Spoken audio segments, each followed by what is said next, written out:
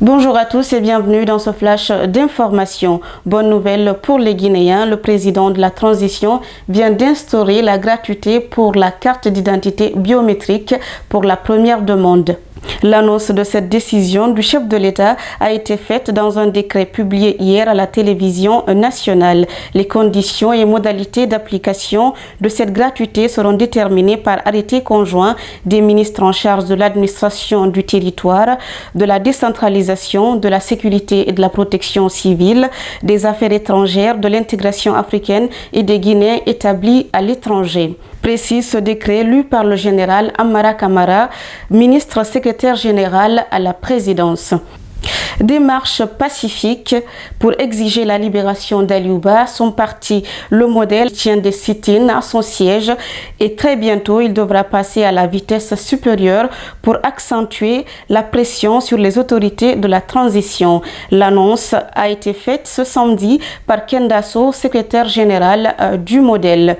Pour rappel, le président Aliouba est incarcéré à la maison centrale de Conakry depuis le 30 décembre 2024 pour offense et diffamation contre le chef de l'État, le général Mamadi Doumbouya.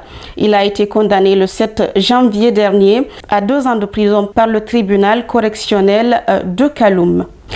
À Sigiri, les vendeurs de bétail et bouchers sont en colère contre une décision du gouvernement décidant de sevrer la population de viande d'abattage. La ville est sans viande depuis 3 jours. Les parcs à bétail ainsi que les boucheries de la commune urbaine sont fermés. Ce débrayage est un signe de protestation contre la décision du gouvernement interdisant la transhumance transfrontalière. Et puis à Bofa, le poste de santé de Missira dans la sous-préfecture de Lisso souffre d'un manque de personnel et de matériel adéquat. Tout le personnel de cette structure sanitaire se résume au chef de poste Mohamed Yarissouma. Cet agent de santé joue le rôle de consultation prénatale, de consultation primaire curative, d'agent PEV. Il est censé répondre aux besoins médicaux d'une population estimée à plus de 1000 habitants.